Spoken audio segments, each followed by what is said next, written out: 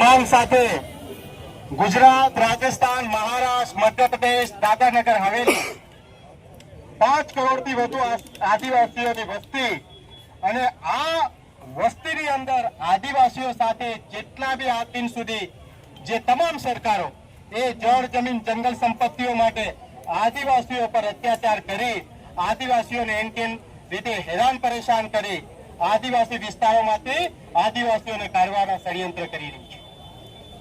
ભીલ પ્રદેશ બનાવવું એટલા માટે પણ જરૂરી છે કે આજે ભીલ પ્રદેશની અંદર આજે જ્યાં પણ તમે આવો છો તો બહારથી આવેલા પોલીસ એ તમને હરેક જગ્યાએ રોકશે અને કહેશે ભાઈ તમે ક્યાં જાઓ છો, તમને ખબર નથી અમે ક્યાં જઈ રહ્યા છીએ, અમારા સમાજની કુળદેવી છે ત્યાં અમે દર્શન કરવા જઈ રહ્યા છે।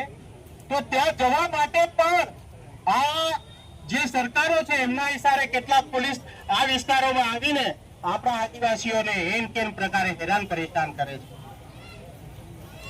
થોડા સમય પહેલા બે મોગરા આપણને લાગે છે કે આપણા વર્ષોથી આપણા બાપ દાદા આપણા વડવાઓએ આ મંદિરને સાચવી રાખ્યો છે। આજે આ મંદિરને આ સરકાર એના હસ્તક કરવા માટે ષડયંત્રો કરી રહી છે। આદિવાસી વિસ્તારની અંદર બીજા ભગવાનો આપણે આ પ્રકૃતિ પૂજા માટેનું આ એકમાત્ર આપણા 4 રાજ્યોનું આસ્થાનું કેન્દ્ર છે। આપણે બીજા ભગવાનો કોઈનું અપમાન નથી કરતા, પરંતુ ગાંધીનગરમાં બેઠેલા અધિકારીઓ, ગાંધીનગરમાં બેઠેલા નેતાઓ અહીંયા બીજા ભગવાનોના મંદિરો અહીંયા આ વિસ્તારમાં બને એના માટે ડાયરેક્ટ જગ્યાઓ ફાળવે છે।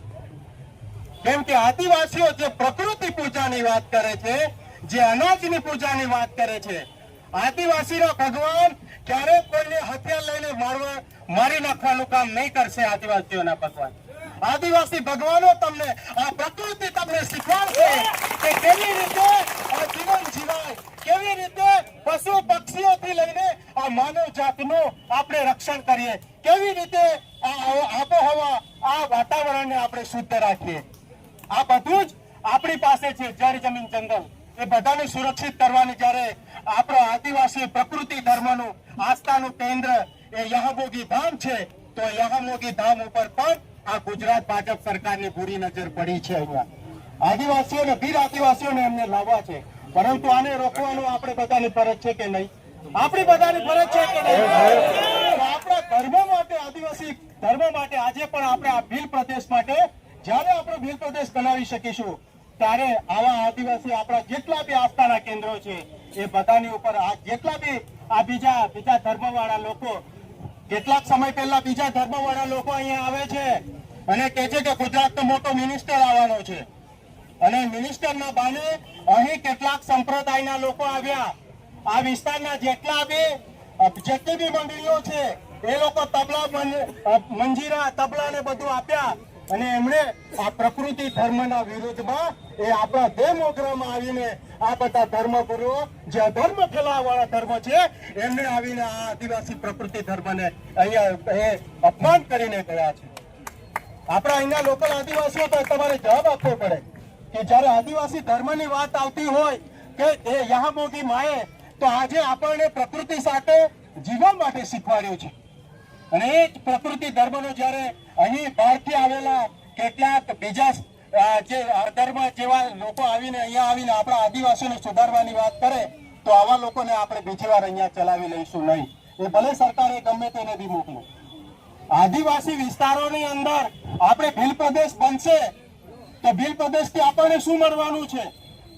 ભીલ પ્રદેશથી આ વિસ્તારોમાં કલેક્ટરથી લઈને, ડીએસપી થી લઈને, મામલતદારથી લઈને, તલાટીઓથી લઈને, શિક્ષકોથી લઈને બધા આ ભીલ પ્રદેશના હશે। આ બહારથી આવેલા આજે જેમને કોઈ ભાષા નથી આવડતી, જેમને આદિવાસી બોલી નથી આવડતી અને આદિવાસી વિસ્તારો આવીને માત્ર જમીનો જ વેચી ખાવી છે એવા લોકો આવીને આ વિસ્તારોમાં આવીને રાજકારણ આવે બધું જે ભારતીય બંધારણમાં જે આપણા કાયદાઓમાં લખ્યું છે કે 5મી અનુસૂચિના કાયદાઓ છે, એ 5મી અનુસૂચિના કાયદા પણ આ વિસ્તારમાં આ કઠોર કલેક્ટરો આવીને એમને કશું આ વિસ્તારોને પડેલી નથી।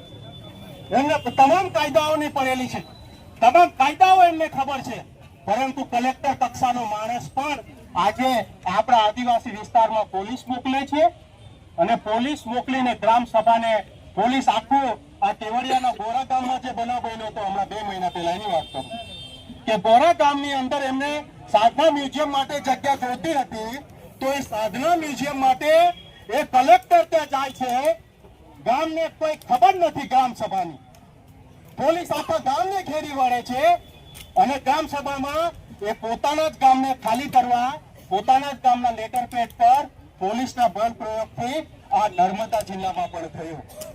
આ કેટલી ભયાનક વાત છે એ તો આપણને બધાને ખબર પડી એટલે ગ્રામ સભાનો ફરીથી ઠરાવ કરાવીને પછી એ ઠરાવ રદ કર્યો.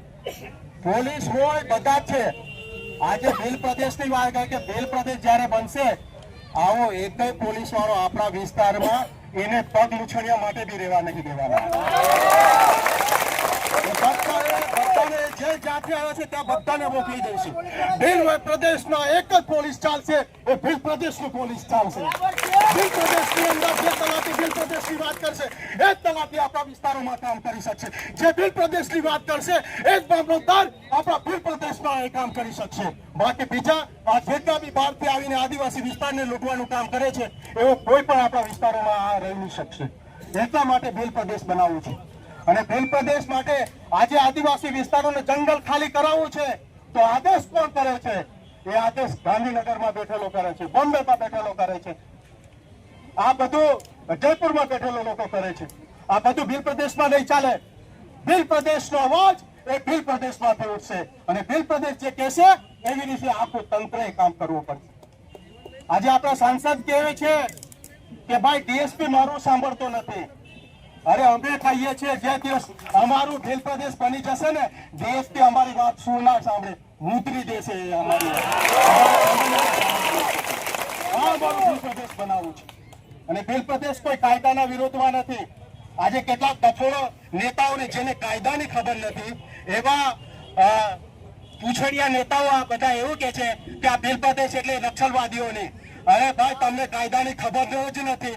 આ ભારતીય બંધારણની અંદર જેવી રીતે ઝારખંડ બન્યું છે, છત્તીસગઢ બન્યું છે, તેલંગાણા બન્યું છે, ઉત્તરાખંડ બન્યું છે તો એની જોગવાઈઓ તો બંધારણમાં છે ને. તો બંધારણમાં જે જોગવાઈઓ છે ભાગ 1 ની અંદર એની અંદર અનુચ્છેદ 2 અને 3 વાંચી લો તમે તો તમને ખબર પડી જશે કે આ ભીલ પ્રદેશ શું છે. અને ભીલ પ્રદેશ માંગ્યા સિવાય હવે બીજો કોઈ છૂટકો નથી.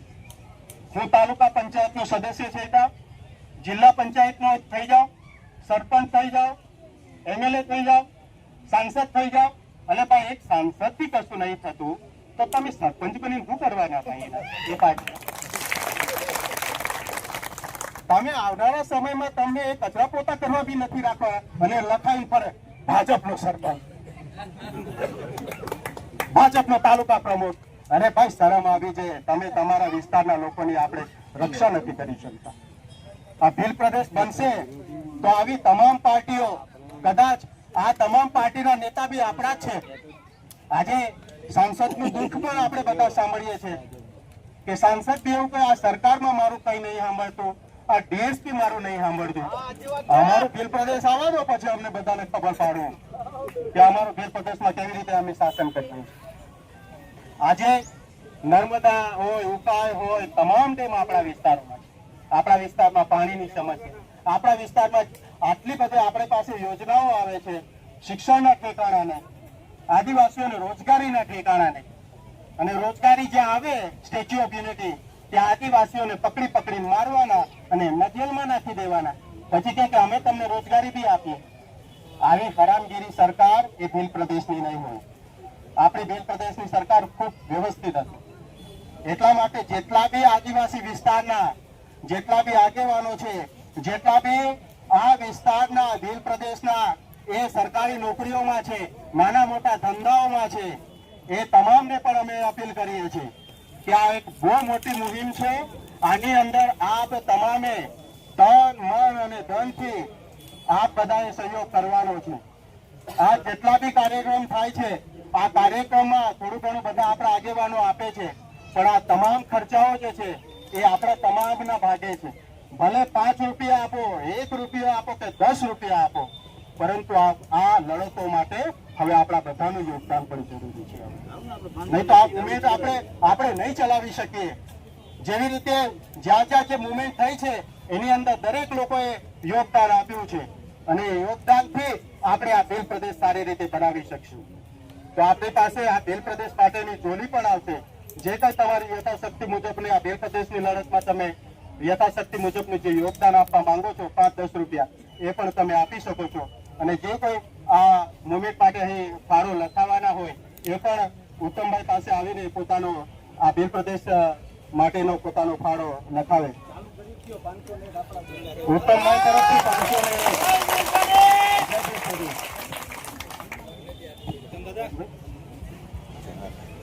અહીંયા જ મળી ગયો એમ કામ. તો મારા સાથે આપણા બીજા વક્તા છે શિરીષભાઈ. તો શિરીષભાઈ પણ આપને